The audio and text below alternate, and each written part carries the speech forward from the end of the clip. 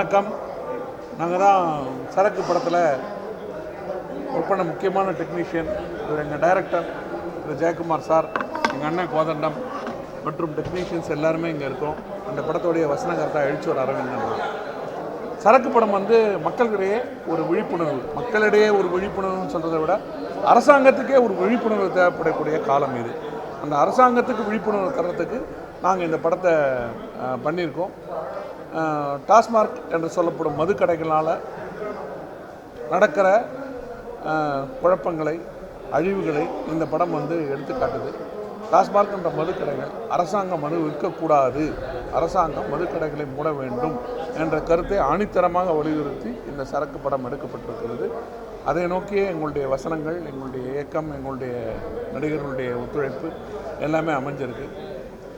நாங்கள் இதில் முக்கியமான சொல்ல வர வேண்டிய விஷயம் என்னென்னா, ஒரு 17 வயசு பையன் நீட் எக்ஸாமில் ஃபெயில் ஆகிட்டான், தற்கொலை பண்ணிக்கிட்டான், நீட் எக்ஸாம் வேணான்னு சொல்லக்கூடிய இந்த அரசாங்கம் தன் தகப்பன் குடிகாரனாக இருக்கிறான் என்று வருத்தப்பட்டு ஒரு 13 வயசு பொண்ணு தற்கொலை பண்ணிக்கிறான். அப்போ ஏன் மதுக்கடைகள் வேணான்னு போராடுறதில்லை? என்ன சிக்கல் அவங்களுக்கு? அதில் ஒருத்தர் தற்கொலை பண்ணிக்கிட்டா நீட் எக்ஸாம் வேணான்னு ஒரு 50,000 கையெழுத்தோ 1,00,000 கையெழுத்தோ வாங்குறீங்க. ஒரு குழந்தை தன் தகப்பன் குடிகாரனாக இருக்கான்ற வருத்தப்பட்டு தற்கொலை பண்ணிக்கிட்டா மதுக்கடைகளை மூடுறதுக்கு யாருமே ஒரு கையெழுத்து கேட்டு வர்றதில்லையே, என்ன காரணம்? இதுதான் எங்களுடைய கேள்வி. இந்த கேள்விக்கான பதில் தான் இந்த சரக்கு படம்.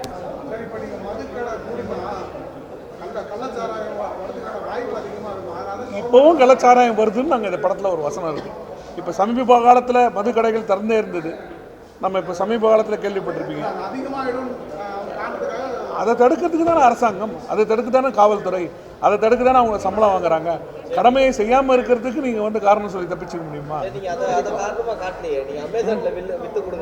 அது நாங்கள் நகைச்சுவைக்காக எண்டில் நாங்கள் அரசாங்கம் இல்லை அரசாங்கம் நாங்கள் இப்படி போராடினோம்னா அரசாங்கம் இன்னொரு வழியை கண்டுபிடிச்சி அதை விற்கிறதுக்கு முயற்சி பண்ணுறதுங்கிறத நாங்கள் சட்டம் பண்ணி சொல்லியிருக்கோம்.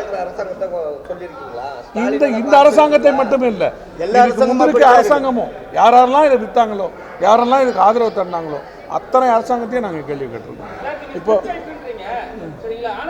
தமிழ்நாட்டில் டாஸ்மாக் தான் இருக்கு தவிர சாராயமோ மது கடையும் கிடையாது. இது கண்டிப்பாக இல்ல இந்த சரக்கு படம் இன்னொரு 5 வருஷத்துக்கு முன்னாடி வந்திருந்தா அப்ப நாங்க எடப்பாடியை குறை சொல்றதா நீங்க சொல்லிருப்பீங்க. ஏன்னா இல்ல டாஸ்மார்க் தான் சொல்றோம் நாங்க. இல்ல அது சொல்லக்கூடாது.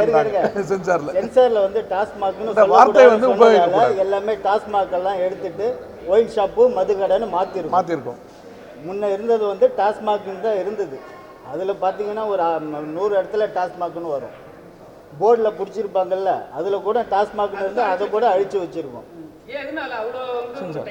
சென்சார் டைப் தான். இல்லை நீங்கள் தமிழ்நாடு சிஎம் நீங்கள் ரைஸ் பண்ணுறீங்க, தப்பு. அவர் திரைப்படத்தில் ஒரு காட்சி அமைப்பு தான், அது தவிர நீங்கள் அதை மாற்றுறீங்க. இவரை சரி டைரக்டர் நீங்க மாத்துறீங்க, தப்பு. சரி சொல்லுங்க, இருங்க ஒருத்தரா கேளுங்க. சரி கேளுங்க. தமிழ்நாடு சிஎம் தான் கொடுத்திருக்காங்க, பெண்களுக்கு பஸ் இலவசம் தமிழ்நாடு சிஎம் தான் கொடுத்திருக்காங்க. அப்ப நாங்க யாரை சார் மென்ஷன் பண்ணி பார்க்கறது? சரி ஃபேனு, சைக்கிள் இதெல்லாம் யார் கொடுத்தது? லேப்டாப் யார் கொடுத்தது? இந்த சிஎம் கொடுத்தாரா? அது யார் கொடுத்தாங்க லேப்டாப்பு? One second. ஆடு மாடு யார் கொடுத்ததுங்க? ஆடு மாடு யார் கொடுத்தது? இல்ல தெரியல. நீங்க இவ்வளவு கேட்டீங்களா? கேளுங்க. இவர் கொடுக்கல, இப்ப இருக்கிற முதல்வர் கொடுக்கல. அதுதான் பொதுவான சிந்தனையில் தான் சொன்னாங்க. எல்லா சிஎம் தான் அங்க சொன்னாங்க. ஓகேங்களா? இல்ல எல்லாருமே கொடுக்குறாங்க. தப்பு பண்ணாங்கன்னு நீங்க தான் சொல்றீங்க, நாங்க சொல்லலையே. தப்பு பண்ணாங்க நீங்க சொல்றீங்களா? தப்பு பண்ணாங்கன்னு நீங்க சொல்றீங்களா? கொடுத்தாங்கன்னு சொன்னேன், தப்பு பண்ணாங்க நான் சொல்லலையா? இல்ல நீங்க சொல்றீங்களா?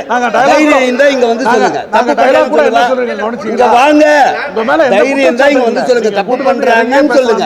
கேமரா எடுத்து ஷூட் பண்ணுங்க. நான் சொல்லல தப்பு பண்றாங்கன்னு நாங்க சொல்லல. ஆமா ஆமா சார் சார் நாம வந்து ராஜாஜி ஆட்சி அமையணும், காமராஜர் ஆட்சி அமையணும். அவ்வளோ ஒன்றும் பிரச்சனை இல்லைவா? ரைட், இப்போ சொல்லுங்க, என்ன சொல்லுங்க, அப்படியே சொல்லுங்க. எல்லா முதல்வரையும் சொன்னீங்களே, எந்த முதல்வர் இல்ல அதை சொல்லல, இந்த ஏய், முதல்வர் எல்லா சொல்லுங்க. முதல்வரும் சொல்றேன். இல்ல அவர் சரி, சொன்னாரு பாத்தீங்களா? ஆடு கொடுத்தாங்க, மாடு கொடுத்தாங்கன்னாங்க. ஆமா, அவங்க கொடுத்தாங்க. ஆமா. ரெண்டாவது இவர் வந்து 1000 ரூபாய் இதெல்லாம் கொடுத்துக்க பஸ் இலவசம். நீங்க எந்த சீமை சொல்ல வரீங்க? எல்லா சிஎம் சார், படம் பாத்தீங்களா? படம் பாத்தீங்களா? சிஎம்ங்கிறது பதவி. 1971 இருந்து இது வரைக்கும் கொடுத்த எல்லாரையும் தான் டயலாக்ல இருக்கு. படம் பார்த்துட்டு அப்ப பேசுங்க. எல்லா முதல்வருமே தவறு செஞ்சிருக்காங்க. தவறுன்னு சொல்லல, இதை சுட்டி காட்டு கொடுத்தாங்கன்னு சொல்றோம். சரி, இப்ப தவறுன்னு சொல்லல. சரி. கல் வந்து ஒரு கல் வந்து ஒரு உணவு. அது வந்து மது கிடையாது. அது வந்து ஒரு உணவு. கல்லுன்றது ஒரு உணவு. அதை வந்து நீங்க இதோட சேர்க்காதீங்க. கல்லு வந்து உணவோட சேராதுங்க. உணவு தான் அது ஒரு பானம், ஒரு இது ஒரு மருந்து தான் சொல்லிருக்காங்க. இல்ல இல்ல, அது ஒரு பானம். அதை நீங்க வந்து போதைப் பொருள் ஆக்காதீங்க. அது மாதிரி மாத்தக்கூடாது. வந்திருக்கீங்க, அது மாத்தக்கூடாது. ஆமா, அத சொல்லிருக்கலாம், மென்ஷன் பண்ணிருக்கலாமே. தமிழ்நாடு அரசு கல்ல எடுத்துறவங்க நீங்க மென்ஷன் பண்ணிருக்கலாமே. கல்லு வந்து அப்படி இல்ல, கிடையாது. அதுக்காக பல பேர் போராடிட்டு இருக்காங்க. கல்லை கொண்டு வரணுன்றதுக்காக பல பேர் போராடிட்டு இருக்காங்க. போராடுறாங்க. இப்ப எங்களுக்கு எது வேணுங்கிறது எங்க பிரச்சனை இல்ல, எது வேணாங்கிறத வச்சுதான் நாங்க படம் எடுத்திருக்கோம். எங்களுக்கு டாஸ்மாக் கல்லு வேணாம். குடிச்சீங்கன்னா உயிரிழப்பு இப்படி எல்லாம் ஏற்படாது. ஆனா இதனால வந்து தினம் 10 பேர் தாலி எடுத்துக்கிட்டு இருக்காங்க. இல்ல, கண்டிப்பா இல்ல. நாங்க மொத்தமா மது விலக்கு தான் கேட்கிறோம். எப்படி குஜராத் மாநிலத்தில் மது விலக்கு இருக்கோ அந்த மாதிரி தமிழ்நாடுக்கு வரணும்னு நாங்க சொல்றோம். இத படம் வந்து முடிஞ்ச போது அந்த மதுவை வந்து சிஎம்ஏ வந்து மூடிடுறான்னு சொன்னாங்க. அதுக்கப்புறம் இன்னொரு 1 மாசத்துக்கு அப்புறம் லாஸ்ட் ஒரு இஷ்யூ ஓப்பன் பண்றீங்க. இப்படி கூட நடக்கலாம்னு ஒரு இஷ்யூ சொல்றீங்க. அது எப்படி உங்களுக்கு தோணுச்சு? தோன்றது இல்ல, ஏதாவது ஒரு ஆல்டர் பண்ணிக்கிட்டே இருப்பாங்க. அப்போ மது அதை நிறுத்த மாட்டாங்க. அந்த வருமானத்தை இழக்க விரும்ப மாட்டாங்க. இல்ல இல்ல, சொல்றீங்களா? அதோட கருத்து என்ன தெரியுங்களா? இல்ல அவங்க யோசிக்கிறாங்க. இல்ல சார், இருங்க, என்ன பேச விடுங்களா, என்ன பேச விடுங்க. அதோட கருத்து என்ன தெரியுமா? அவங்களெல்லாம் சொல்லி எல்லாம் அவங்களுக்கு தப்பு கிடையாது. அவங்கெல்லாம் தப்பு கிடையாது. தப்பு யார் தெரியுமா? பொதுஜனம் தான் தப்பு. அவங்க திறந்து வச்சிருந்தாலும் நீ ஏன் போற, நீ ஏன் வாங்கி குடிக்கிற? பொதுஜனமும் இதுக்கு ஒரு காரணம். நீ ஏன் அவங்களே குற்றம் சொல்லிக்கிட்டு இருக்கிற? திறந்து வச்சிருக்காங்க, அதனால தான் நாங்கள் குடிக்கிறோன்னு. இங்கே திருந்தது யாருக்கு தெரியுமா? திருடனா பார்த்து தான் திருந்தணும். புரியுதுங்களா? நம்ம தான் திருந்த வேண்டியது. நாம வந்து இந்த மது வேணாம் அப்படின்னு நாம ஒரு முடிவுக்கு வரணும். அதுக்கு தான் அந்த லாஸ்ட்டாக அந்த கருத்தை சொல்லியிருக்கோம். இப்படி ஏதோ ஆல்ட்ரா வந்துக்கிட்டே இருக்கும், எது வேணாலும் நடக்கும் பின்னாடி. ஆனால் திருந்த வேண்டியது இங்கே யாரு? பொதுஜனம் தான் திருந்தணும். உங்க படத்துல இப்ப படம் பார்க்கிறதுக்கு இல்லை, சட்டமன்றம் கூடி அது இதெல்லாம் பண்ணோம்னா இன்னும் 4 படம் எடுக்கணும் நம்ம. அதான் சொன்னேன். புரியுதுங்களா? இதே கேரளாவில் தான் மது நிறுத்துறாங்க சார். ஆனால் போதைக்காக பல வழியில் போகிறாங்க ஜனங்கள்லாம். இன்னும் பார்த்தீங்கன்னா சார் நீங்க குஜராத் எடுத்துக்கவே இல்லையே சார்?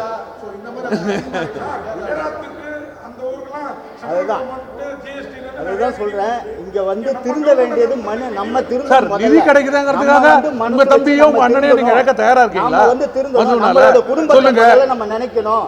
நம்ம பிள்ளை நீங்க சொல்லுங்க சார் எனக்கு. அப்படி நம்ம முதல்ல நினைச்சு நம்ம திருந்தணும். அதுதான் தீர்வு.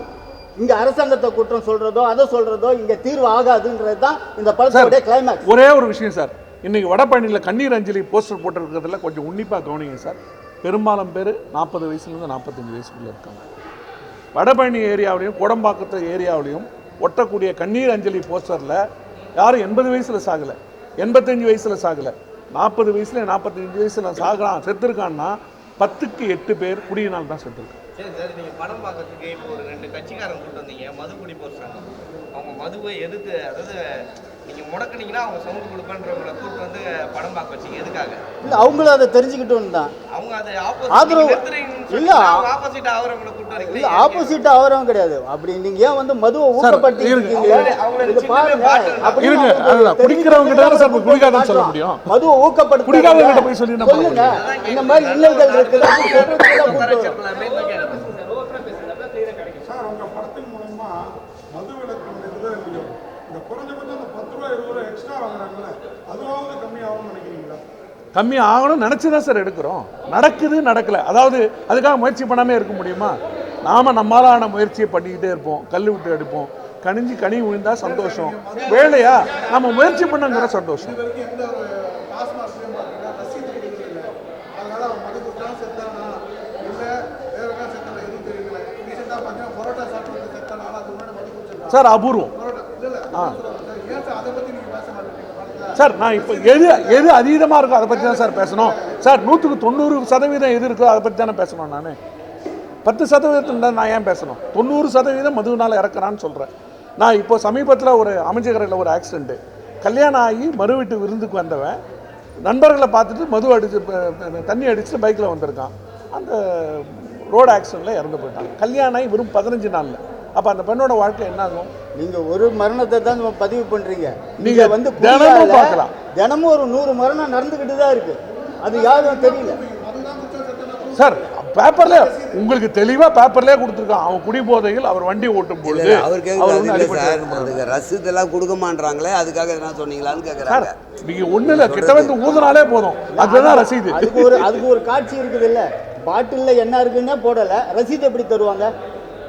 அந்த அதுக்குள்ள என்ன கலந்துருக்குன்னே போடல, என்ன இருக்குதுன்னு இருந்தாதான் உங்களுக்கு இது கொடுப்பாங்க. நீங்க நீங்க குடிச்சீங்கன்னா அதுக்கு அவங்க பொறுப்பு ஆகக்கூடாதுன்னு தான் அதெல்லாம் அவங்க போடுறது. அது மட்டும் இல்ல, அவங்க தான் போட்லயே முதல்ல வச்சிடறாங்களே, மது நாட்டுக்கு உயிருக்கு கேடு அப்படின்னு சொல்லி தெளிவா வச்சிடறாங்க. அண்ணே, நம்ம தமிழ் படம் எடுத்திருக்கோம், அதுக்காக பேசுங்க சார். இந்த படத்துக்கு அப்புறம் எனக்கு அப்பப்போ பிடிப்பேன், அதே நிறுத்தணும்னு தோணுது. மன்சூரடியா நிறுத்திருக்கிறாரா? அது எனக்கு தெரியாது. அது இல்ல சார், இல்ல அப்படிலாம் யாருமே நீதி சொல்ல முடியாது சார். அப்படிலாம் யாருமே நீதி சொல்ல முடியாது சார். கண்ணதாசன் மாதிரி மன்னிக்கணும், கவிஞர் கண்ணதாசன் மாதிரி மிகப்பெரிய அந்த மது விரும்பி யாருமே கிடையாது. அவர் எத்தனை பாட்டில் சொல்லியிருக்காரு? அவரை நீங்க சொல்லாதுன்னு தடுத்தீங்களா? வேற லெவல்ல இருக்குது, லாஜிக்காவும் இருக்குது. பழக்கருப்பையா நான்கு சம்பத்தி இவங்கெல்லாம் நடிச்சிருக்காங்கல்ல, உண்மையாக சிறப்பாக இருக்குது. நன்றி. ரவிக்குமார் இந்த டீம்லாம் எதிர்பார்க்கவே இல்லை. ஒன்லி சென்ட்ரல் கவர்மெண்ட் எதிர்பார்க்கணும்னு நாங்கள் எதிர்பார்த்து வந்தோம். ஆனால் ஒரு ஸ்டேட் கவர்மெண்ட்டையும் விட்டு வைக்கல, சிறப்பாக இருக்குது. இந்த படத்தால் ஏதாவது மாற்றம் தமிழ்நாட்டிலையும் இந்தியா லெவல்லையும் ஏற்பட்டு அது உங்களுக்கு ஏதாவது வரும்னு நம்புறோம். இப்போ வந்து ஒரு மினிஸ்டர் மதுவால தான் உள்ள போனார். ரெண்டாவது ஒரு மினிஸ்டர் போட்டிருக்காங்க, அவரை கூப்பிட்டு வந்து இந்த படத்தை பார்க்க வைப்பீங்களா? எப்பவுமே நாங்க பொது வெளியில ஒரு படம், இப்ப நீங்க இதை பத்தி சொன்னீங்கன்னா அவருக்கு அந்த ஆர்வம் வந்து என்னதான் சொல்லிருக்காங்க அந்த படத்துல அப்படின்னு அவர் வந்து பார்த்தாருன்னா நாங்க வரவேற்கிறோம். இதை நாங்க அழைப்பதை கொடுத்து சொல்லுவாங்க. எல்லா விசேஷத்துக்கும் தனித்தனியாக போய் வீட்டில் சொல்ல முடியாது. ஒரு வாட்ஸ்அப்பில் குரூப்பில் மெசேஜ் போட்டோம்னா விருப்பம் இருக்கவும் வரப்போகிறாங்க. அவர் விருப்பம் இருந்தால் கண்டிப்பாக வரட்டும். நன்றி சார். நன்றி.